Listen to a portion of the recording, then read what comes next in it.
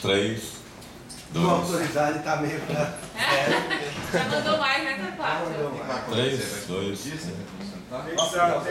Vamos começar com o Flávio Henrique Castro, que vai fazer um relatório sobre o mensalão. Ele assistiu bastante na Globo News, viu? Ele assistiu mais que eu. Foi recentemente Aí ele tava me perguntando assim, mas quantos ministros tem? Todos eles votam? Cara, podia... E tá legal aí no fundo aí? Não quero mudar pra...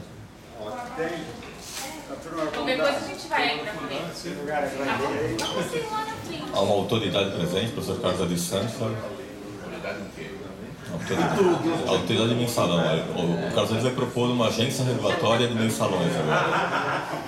Um novo marco regulatório. Eu propus justiça social nessa matéria, tudo que nós queremos. Agências de assuntos aleatórios. Não, acho que não. Bom, então, professor Terço abre. Não, está aberto, você que abre. Bom, então abrindo, a ideia é, a gente já fez inicialmente uma proposta, né, professor, de fazer algo mais formal, uma mesa para trabalhar o teatro, mas enfim, vai ser bem informal. A gente vai começar inicialmente, depois a gente vai fazendo rodadas para cada um faça a sua contribuição. Inicialmente, o professor começa abrindo, fazendo uma introdução do porquê do nosso seminário, né? Primeiro relatório mas acho que era interessante o senhor contar um pouquinho da ideia do seminário, que o senhor pensou o mensalão, o senhor contar isso, e depois o Rui faz uma história, uma descrição do mensalão, a sua percepção que você acompanhou, não é? Ali na salinha, na sala da situação da justiça, enquanto isso, na sala da justiça, mas aquela você ficando justamente de frente à nossa câmera, não sei se você falou. A imprensa. Tem um negócio aqui que não pode. Deixa eu TV Justiça. TV, aquele espetáculo de mídia tem que ter mídia, né, professor? Aqui tá bem? E que tá ótimo. Bom, em seguida, o professor Terço faz uma análise jurídico-filosófica da percepção dele, da sua percepção, e a gente começa em relação e sobreposição de metalinguagem. Professor Terço, por que desse mensalão? Qual foi a ideia do senhor? Na verdade, a ideia vinha amadurecendo há algum tempo. Eu vinha conversando com o Tiago, que vai ser o que vai falar, né? Está ali. E a perspectiva que nos chamava a atenção, até por estudos que a gente vinha fazendo pregressamente, o Tiago fez uma tese de doutoramento, que eu tive a oportunidade de orientar, sobre direito e teatro. E esse assunto é recorrente nas nossas conversas, não? E um julgamento, por toda a tradição ocidental, pelo menos que a gente conhece, mas isso pode ser também para outras tradições, tem esse caráter de teatralidade muito forte. Existem autores como Walter Benjamin, não? Que diz que a essência da tragédia grega é uma essência jurídica e vice-versa. Isto é, todo movimento de julgamento tem um caráter teatral, não? Tanto que a gente tem até palavras que ficaram, não? O ágon, a agonia, o protagonista, que são expressões que são usadas no teatro, mas que têm uma repercussão no direito também, não? Existem coisas que vêm lá da Grécia antigas que a gente usa até hoje, não? Por exemplo, no julgamento de Orestes, na peça de Eurípides, de Ésquilo, há um momento em que, levado a julgamento, há um empate, não? E a decisão tomada é, em caso de empate, favorece-se o réu. Isso está em Ésquilo, no julgamento de Orestes. E a gente viu essa discussão agora aparecer no mensalão. Quer dizer, são coisas muito antigas, só que isso está numa peça de Ésquilo. Orestes é uma figura meio mítica, não? Mas está lá. Então, essas coisas são coisas recorrentes que nos mostravam a afinidade entre um julgamento e um teatro. O julgamento não é inteiramente um teatro, nem o teatro é inteiramente um julgamento, mas há muita relação entre uma coisa e outra. E a partir desse tipo de reflexão, nós fomos imaginando fazer um seminário sobre isso, até que aconteceu. Isso faz tempo que a gente discute. Até que aconteceu o mensalão. Nós vínhamos trabalhando, principalmente o Tiago vinha trabalhando outros casos, os Nardoni, enfim, o goleiro Bruno, coisas que vinham acontecendo, que a gente vinha observando, ele mais do que eu vinha observando na TV, etc. Que de repente veio o mensalão com a repercussão política que tem, né? E nesse momento surgiu a ideia, vamos olhar o mensalão desse lado. Só que ao olhar desse lado, que seria o lado teatral de um julgamento como esse, começamos a observar, bom, aqui tem mais coisa para discutir. A TV Justiça criou um ambiente diferente, e junto com a TV Justiça, um tipo de repercussão pela oportunidade política, um tipo de repercussão de mídia um pouco diferenciada, não? E nessa repercussão é que a gente começou a olhar para um outro ângulo do julgamento, não? Enfim, os gregos faziam teatro dentro dos seus teatros, em que tinha aquela forma côncava, fechava o ambiente a partir daquilo, mas do outro lado, por exemplo, na arena que a gente tem lá em Delfos, você tem o infinito, porque aquilo é na montanha, não? E de repente a gente começou a fazer analogias e falei assim, nossa, nós temos aqui existe uma arena côncava, que é lá no Supremo, mas por outro lado você tem um infinito e as coisas vão se desdobrando. E como é que se interage isso? O que está acontecendo? Aí nós demos mais um pulo na reflexão e começamos a pensar que efetivamente existe uma interação forte que está acontecendo e que valia a pena a gente ressaltar entre o ato de julgar, com todos os seus componentes, todos os seus personagens, os atores, não? E o espectador, que é mais do que um coro grego, não? Mas que funciona como um coro grego a trabalhar o que está acontecendo. Esse coro da tragédia grega está seguramente na mídia e no modo como ela atua. E principalmente nesse tipo de mídia não impressa, não naquilo que vai de um para o outro, por aquilo que se lê, mas aquilo que se via online, ao vivo. E como se isso repercutia.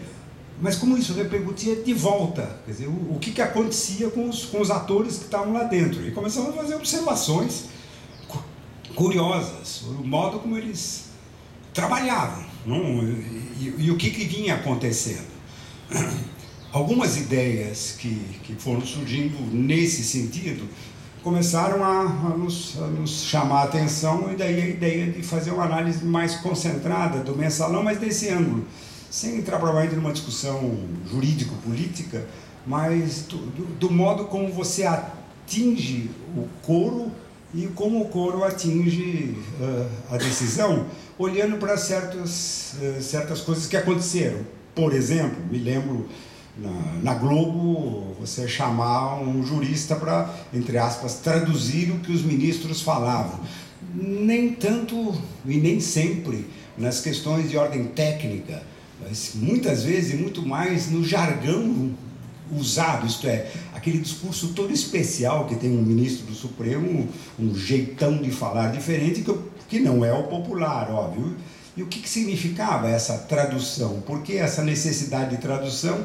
E se isso acabava influindo, e parece, pelas observações que a gente fez, acabou influindo, porque um ou outro ministro começou a falar, começou a mudar o seu discurso, até em alguns momentos, para poder chegar. Ele também sabia que estava sendo traduzido. Em jargão isso acontecia, e aí a gente, agora, de um ponto de vista técnico, começava a observar outras coisas que poderiam ser objeto de discussão. Por exemplo, algo importante que a gente vê lá nas tragédias gregas e na evolução do direito grego, que se observa nas tragédias, é a progressiva passagem, não, do discurso, nos julgamentos, do discurso que tecnicamente em linguística a gente chama de performativo, não? Imprecações, juramentos, testemunhos sobre juramento, que existe até hoje, não? Mas maldições, gritos, não? O julgamento muito ligado a uma justiça próxima a uma emoção violenta que existe na vingança.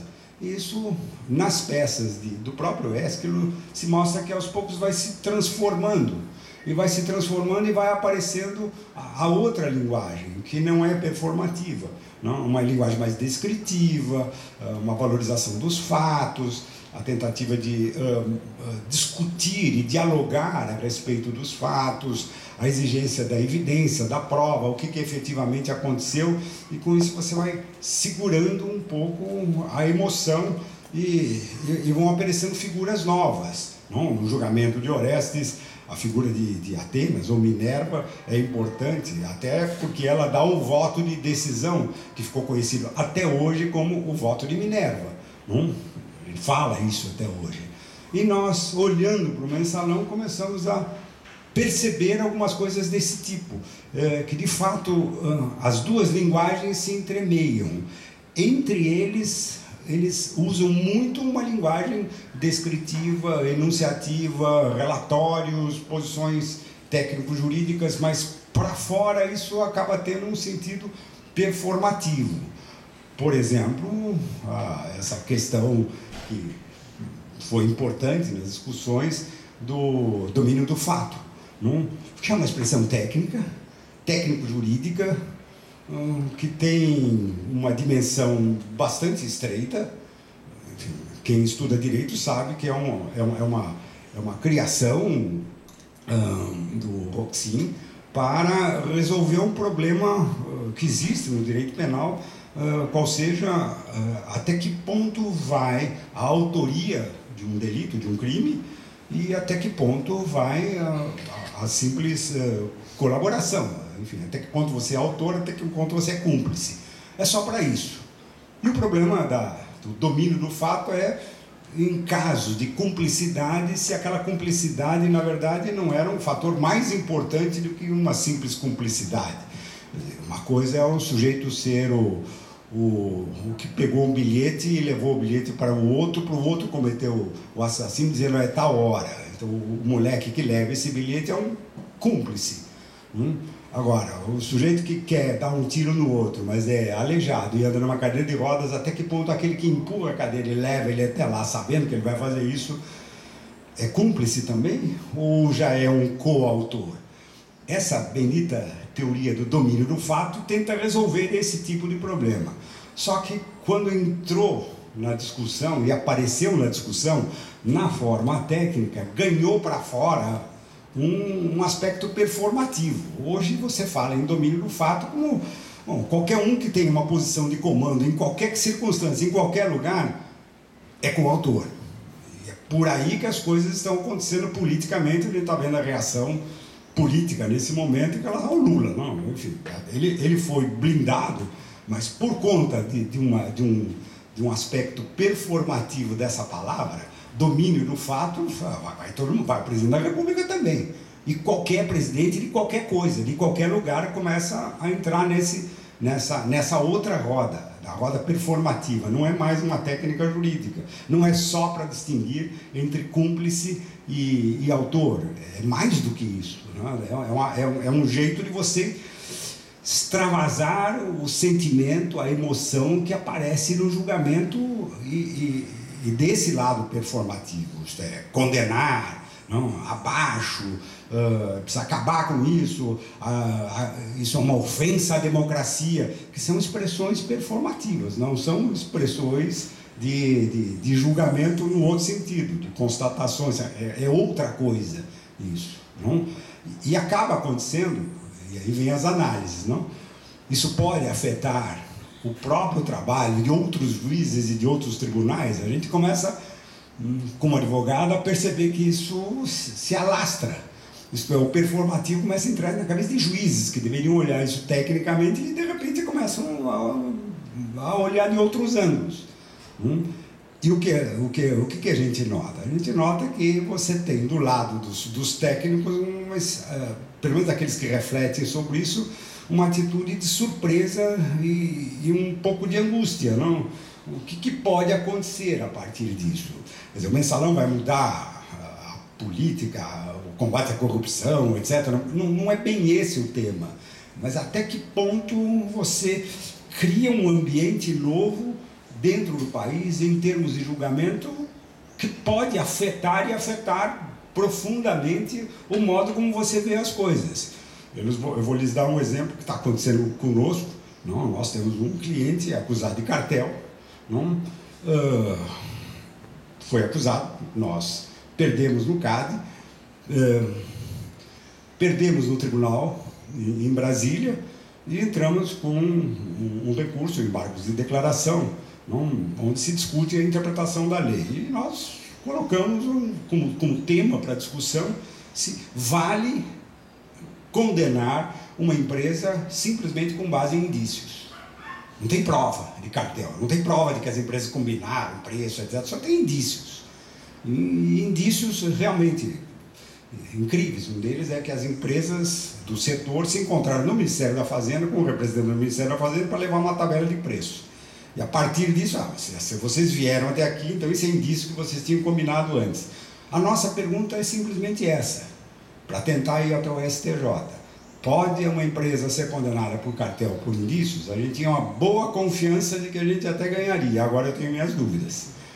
Depois do que aconteceu no mensalão, houve um deslocamento dessa visão tradicional e, de repente, algo que não era aceito começa a ser aceito. O julgamento, nesse caso que eu falei, que é o caso no qual eu atuo, disse, não, um conjunto de indícios não pode, exatamente como um conjunto, um fortalecendo o outro, levar a uma condenação. Isso é prova. Você pula de indício para prova. E é isso que a gente está combatendo. Só que agora eu tenho minhas dúvidas se eu vou conseguir fazer isso. O que está mudando? Está mudando o foco pelo qual você... Esse é um lado técnico. O foco pelo qual você começa a ver o direito e a forma como ele é aplicado. Isso dentro da classe que faz a aplicação do direito. E isso tem uma repercussão no modo... ou melhor, isso repercute um pouco esse aspecto performativo de como isso chega à população. Quer dizer, essas questões chegam de um outro jeito. E você ouve isso em conversa de motorista de táxi. Não, doutor, o senhor não acha que... mas aqueles caras são os ladrões mesmo, etc. Mas está provado, não sei por que não acontece isso e aquilo. Claro que eu fico pensando, provado, na verdade aqui são indícios, tá? Eu não consigo conversar com esse homem falando indício e prova, e tentando entrar nesse tipo de sutileza. O lado performativo é muito mais forte. E esse lado começa a repercutir para dentro, enfim, dentro, fora, a gente está sentindo uma modificação. Enfim, é esse tipo de situação que a gente gostaria de, em cima do mensalão, analisar, olhar isso, de um lado, de outro, enfim, nós vamos ter várias perspectivas aqui. A escolha dos temas foi um pouco para introduzir essa temática geral. A primeira coisa que nos ocorreu, Eurico, foi pensar num princípio importante dos julgamentos modernos, democráticos, que é o chamado princípio da publicidade, que é a regra geral, até constitucional, tem que ser público, salvo naqueles casos em que a própria justiça determina que corre em segredo de justiça. Mas são exceções. Em geral, o princípio da publicidade significa abertura, é para todo mundo. Nós sabemos que, sociologicamente, quem chama atenção para isso, por exemplo, é um sociólogo já falecido, que é o Luhmann, não? Nós sabemos que, sociologicamente, pelo menos de um ponto de vista funcional, o Luhmann diz isso, o princípio da publicidade, ele funciona na medida em que ele quebra a suspeita de que alguma coisa está sendo conspirada lá dentro. Isto é, o princípio da publicidade funciona para quebrar a ideia da conspiração.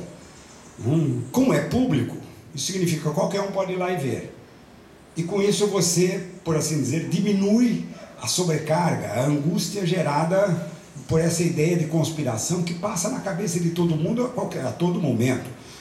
Por exemplo, será que o ministro Celso de Mello, nesse momento de conflito de dois poderes, ficou mesmo doente, ou isso aí é um jeito de jogar essa decisão para janeiro, quando os ânimos esfriarem? Não? Essa ideia conspiratória faz parte do julgamento público, né, do coro, e o coro alimenta isso. Não? Começa a falar. O princípio da publicidade, segundo Luhmann, serve para isso. Não, é público. Não, quem quiser, veja. E aí entra o julgamento veio à tona bem na época da eleição, né? Outra conspiração. Mas será que foi... Não, a ideia da conspiração é forte. Então, o princípio da publicidade é um princípio só para aliviar essa sobrecarga, diz o Luhmann. Não? Agora, não é para tornar transparente. Não é para que todo mundo veja realmente o que está acontecendo. É simplesmente para diminuir essa carga psicossocial provocada pela ideia da conspiração. Só isso. E aqui surge o outro lado, o outro problema. Podemos transformar o princípio da publicidade para além da transparência em algo efetivamente, transparência nesse sentido, em algo efetivamente transparente? Enfim, é possível a gente colocar a mídia impressa, televisiva, o diabo a quatro, dentro de um tribunal? O livro no qual o Luhmann fala disso é um livro da década de 60, chamado Legitimação pelo Procedimento. Ele fala assim, olha, varia de país para país. Naquela época ele cita o caso da Inglaterra. Ele falou, a solenidade de um julgamento inglês, peruca, nós usamos beca, mas enfim, eles usam peruca e tudo mais, fez com que os ingleses tenham tomado, naquela época, não sei como é que é hoje, tenham tomado a decisão de que não entra fotógrafo, televisão nem pensar, dentro de um tribunal, porque você quebra a solenidade. Eu pessoalmente me lembro, por exemplo, na igreja, né, como se relutou quando eu era menino, você não via fotógrafo dentro da igreja tirando fotografia de casamento, você quebrava a solenidade, é um negócio meio... Depois, hoje, você não consegue mais segurar isso. Imagina, quem é que não vai fotografar um casamento, filmar o casamento, etc. Mas esse tipo de problema surgia e existe até hoje. Até que ponto você pode colocar realmente a imagem lá dentro, enfim, até que ponto isso perturba o ato que está sendo realizado. Só que aí tem uma outra repercussão, e disso o Luhmann não fala, e que é importante para a gente refletir aqui. Não é nem mais agora a presença estrita da máquina ali dentro, eventualmente perturbando, até porque a máquina hoje, no caso da TV Justiça, ela funciona meio escondida, ela não é tão ostensiva assim, não é nenhum fotógrafo com flash, mas ela já está lá. Enfim, existem pontos como os 1000 Olhos do Dr. Mabuse, um velho filme da década de 50, que você não vê, mas sabe que está sendo vigiado. E eles sabem que eles estão com aquela máquina olhando ali, os juízes. E nesse sentido, a ideia é em que medida isso altera comportamentos, principalmente numa sociedade em que a informação se tornou a grande commodity. O que mais se vende no mundo hoje se chama informação. Ela é a grande commodity com a qual nós lidamos de várias formas, e é de tal força que a gente sabe que essa palavra, que tinha um outro sentido na língua portuguesa, em outras línguas, virtual, estava ligada à virtude, hoje tem um outro sentido. E de fato, ela é alguma coisa que aponta para para alguma coisa que está na nossa frente e que de repente deixa de estar e pode estar de novo, mas que acaba dirigindo, por assim dizer, o comportamento de muita gente. Outro dia perdi um pendrive inteirinho, tinha trabalho no fim de semana, não tive os meus cuidados, quando fui voltar a trabalhar, parecia que tinha ido embora. Eu me dei conta, falei, nossa, é virtual mesmo, e como é que eu recupero tudo isso? é todo o trabalhão, etc. Mas essa virtualidade, isto é, a capacidade de você criar um mundo e fazer com que ele desapareça com a polpa dos dedos, que é isso que a gente faz, não? Nos permite perceber que lidamos com uma realidade que você não consegue mais agarrar, não? Lembrando o verbo em latim, capere, não? De onde vem agarrar, captar, e de onde vem conceituar, concipere, não? Tudo era agarrar, né? Nós vivemos num mundo que você não consegue mais agarrar as coisas. E se você não consegue agarrar mais as coisas, nessa virtualidade, elas entram, somem, elas viram o quê? Bom, a gente que diz que nós estamos cercados por um mundo do design, isso é que conta, é o modo como você arranja e desarranja, não? E amanhã você arranja, são as mesmas coisas, mas elas viram por conta disso que se chama design, ou isso que a gente chama de show, espetáculo, o espetáculo de mídia. Então, a pergunta que a gente faz é, até que ponto a presença dessa nova tecnologia midiática numa sociedade de informação começa a mudar a atitude de quem julga e daqueles para quem os julgamentos se destinam. Como é que se legitima um julgamento nesse caso, principalmente quando ele tem repercussão política? Não? O que está acontecendo com isso?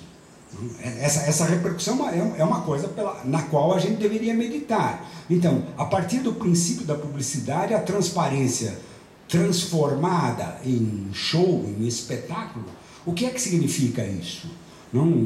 Para onde está sendo conduzido o princípio da publicidade, que é um princípio processual e constitucional?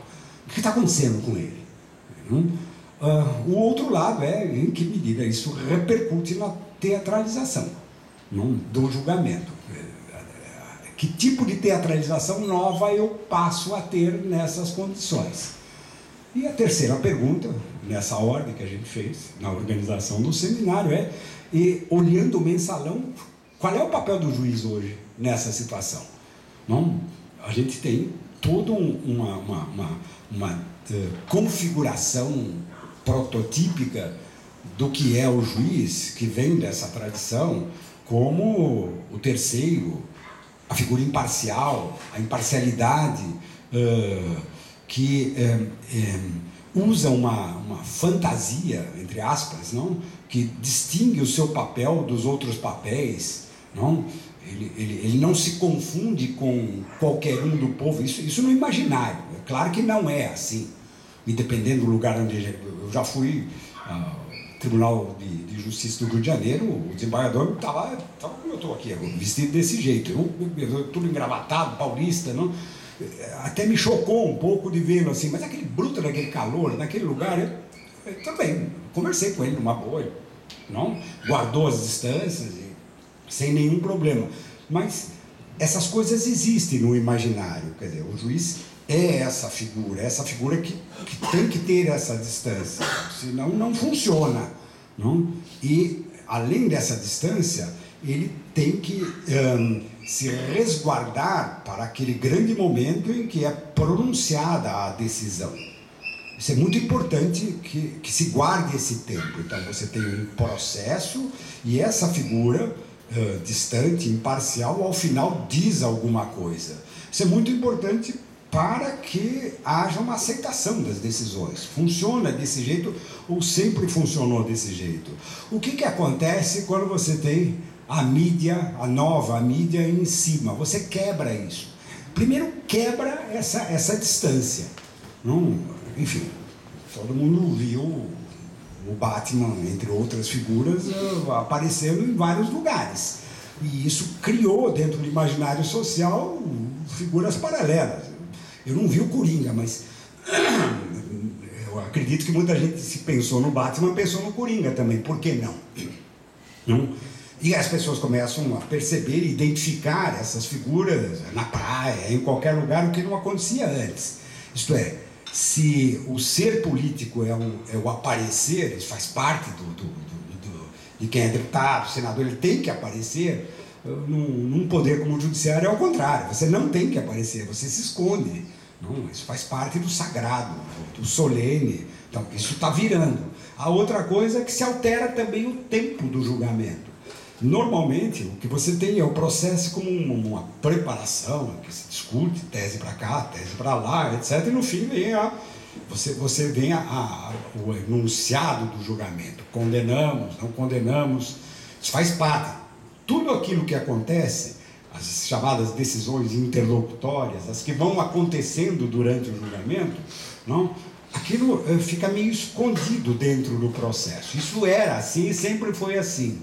O que a gente viu no Mensalão é que isso foi rompido, porque as decisões começaram a ser anunciadas até, não sei, sem ideia de conspiração, por uma decisão do relator, que resolveu fatiar, como ele disse, mas esse fatiamento fez com que, ao invés de você ficar esperando uma decisão final, você criou um movimento de novela. Quer dizer, uma decisão agora, anunciada, e daí aparece, não, nos melhores momentos, o que será que vem agora, qual vai ser a próxima. Mudou o jeito, isso é, aquilo que era resguardado para aparecer num bloco simplesmente no fim, no momento que você dá a decisão, começou a ser fatiado. Ao dar publicidade, no entanto, às decisões intermediárias, você criou um ambiente de repercussão enorme, que afeta também as decisões dos próprios, as decisões seguintes. Não há dúvida que afeta. Essa pergunta já se fazia na década de 60.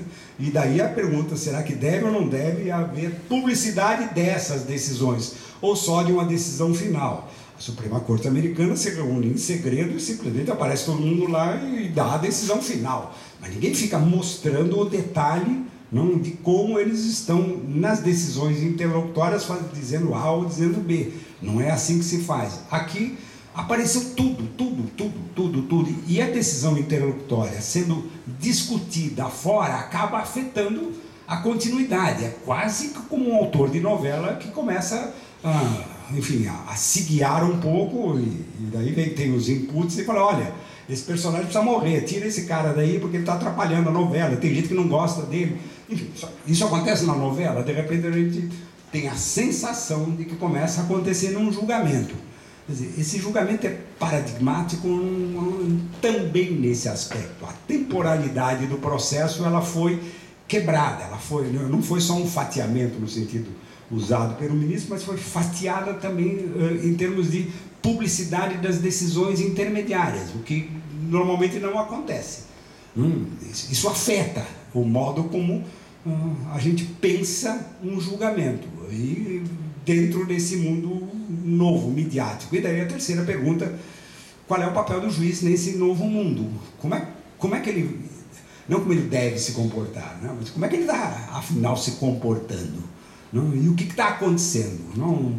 A gente ouve muito falar de politização do judiciário ou a judicialização da política. Essa é uma discussão já antiga, só que agora tomou uma coloração nova. O que significa essa politização do judiciário? Quer dizer, você tem uma transmissão ao vivo que afeta desse modo o desempenho da função do juiz.